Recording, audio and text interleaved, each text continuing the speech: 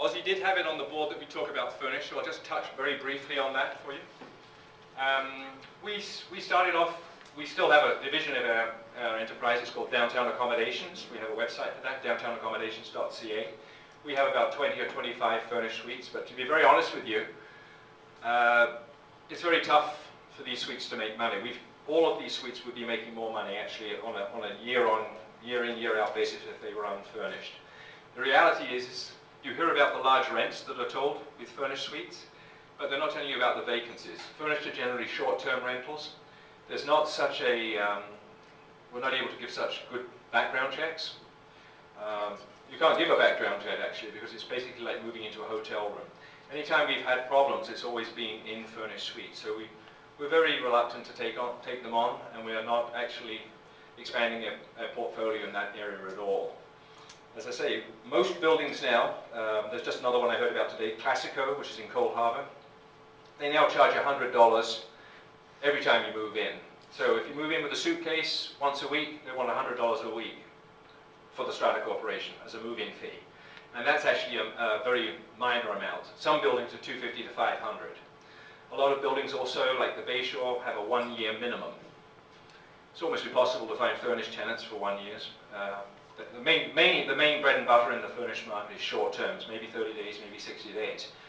Everybody wants to come to Vancouver between May and September, but between October and March, a lot of times you can file a cannon down the street and you're not going to hit anybody. We do very well because we get a very strong following and people come to us in advance. We get them before they get to Vancouver. But go on Craigslist and see how many suites are listed for furnished right now. It's cutthroat. Just doesn't work. So there's also the wear and tear on all the chattels in the suite.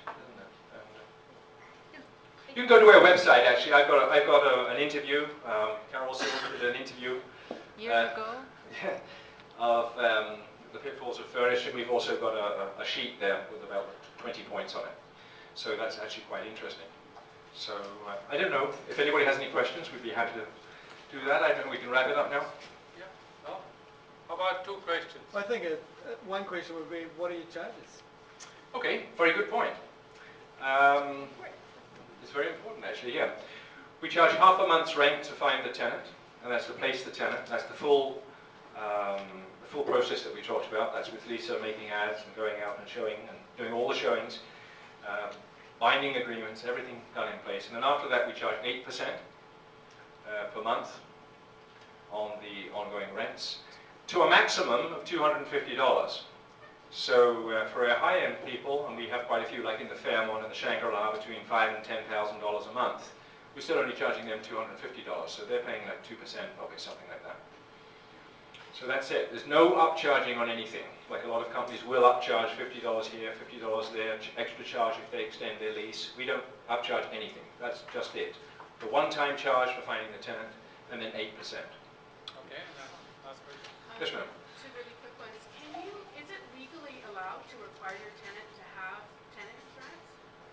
I don't think it's actually legally required. No, I think there's a bit of possibly a loophole in that. We won't rent to people if they don't take it, though. Okay. And then secondly, how often do you do an in-suite inspection? Well, we do an annual inspection. Yeah, I'll let Lisa talk about that. Yeah, so tell them how we give people the stuff. We only do an annual inspection because we don't feel that it's necessary to go in quarterly or semi-annually. If we didn't want these tenants in there to begin with, we wouldn't have placed them. That's our number 1 reason is that I wouldn't want my landlord coming in every other month or 4 times a month in my home.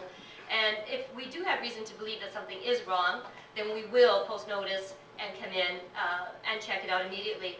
What we do when I'll be real quick, when we give tenants hand over keys and do the walkthrough inspection form with them, on that floor, because you can't get to other floors, we slip under all the neighbors' doors a little postcard that says, we've just rented to this suite so-and-so, please contact us if you have any problems or concerns with your new neighbors. And that does 2 things. That makes us accountable for the people we place, so occupiers aren't going to be upset with us for putting tenants in. And 2, your neighbors keep an eye out. So you can be sure if something is wrong with some activity in that suite, they're going to contact us because they have our name and contact number. And so with that in place and with our annual inspections, we found there's no need to go in any more than that. So you haven't had any insurance? 'Cause then Okay, we insurance- said one, Yeah. but they are going to be here. Let's give them a hand.